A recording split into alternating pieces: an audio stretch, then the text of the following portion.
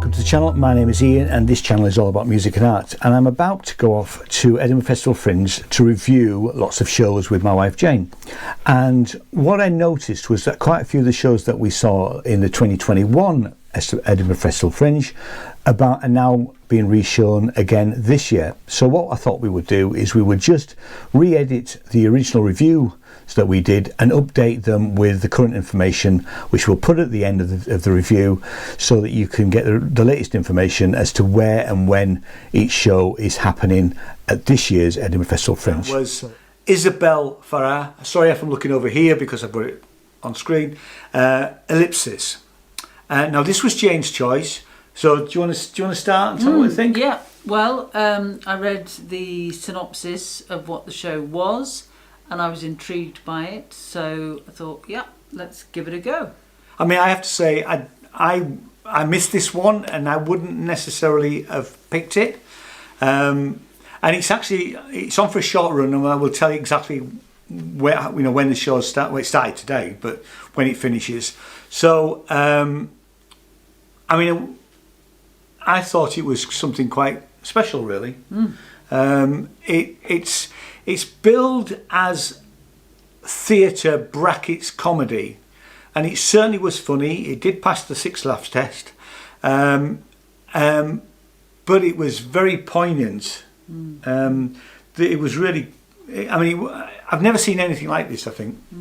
Well, so we should have said it's a one-woman show. Yeah, it's a one-woman show, and it's a very personal story. It's true. I wondered if you thought it was true, because I think it's I true. thought it was true as well. I mean, she didn't tell us it was true, but it seemed like a true story to me. Yeah, and she develops the theatre. Let's call it the theatre of the narrative. She introduces herself as I think she does on the clip that you've either just seen or are going to see. I'm going to include some clips, as an actor, as a writer, as a stand-up, and she uses those 2 parts of her life to explain the very personal story, and it's a study of grief as well, and it works really well. There's a stool in the centre of the stage. Nothing else. And it's she completely uses blank. that when she's... She was in the PA as much as anything. Well, it's a bit simplistic to say, but it's when it's her, she's sitting on the stool or she's standing in the centre of the stage.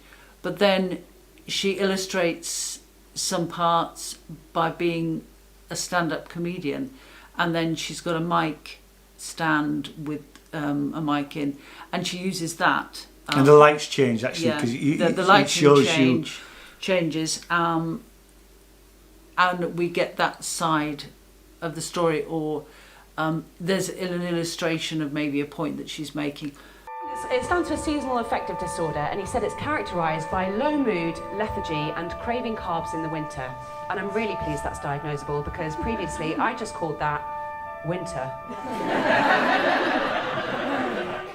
It's special. It is very special, actually. I mean, talking about grief, could put some people off, but actually, I mean, and I don't know if we're selling this correctly, but it certainly is. There's a lot of laughs in it, but there's a lot of poignancy, and it really, I think it's a must see.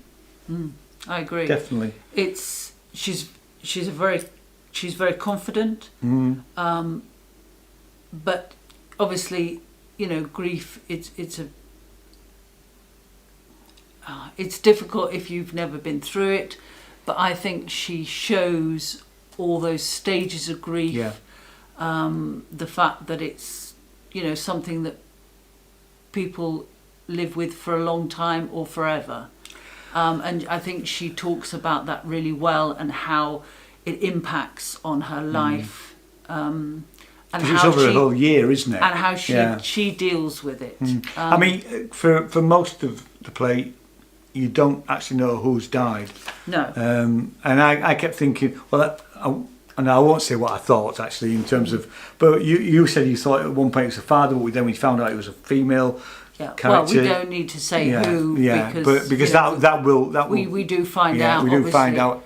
But there's a lot of depth to this production, and you're completely engaged, and it's beautifully done. But there's some funny, moments. There's some light-hearted moments, and it's a fantastic performance. So the way that Edinburgh works, if you've never been before, is from a review point of view, we have to give it stars. Everybody wants stars. So the way that the Edinburgh star system works is it's 1 to 5, not 1 to 10. The way that we work, because we work almost slightly differently, we give things out of 5, but whoever gives the highest score, that's the star rating we go with. So if I give it 1 and Jane gave it 3, he got 3 stars. So what did you think? I mean, he didn't get 3 stars, I can tell you that. Here's a secret, it didn't get 3 stars. It's a very solid 4. It is a very solid 4. I thought it was absolutely excellent. It is a must-see. So Isabelle Farah's Ellipsis is a shorter run this year than last year. It's from the 16th to the 21st, and then there's no show on the 22nd and 23rd, and then it's back on the 24th through to the 27th. And the reason for this is that Isabella is doing another show which we will be reviewing once we're up in Edinburgh. So thanks so much for watching, and I'll see you next time. Cheers now, bye bye.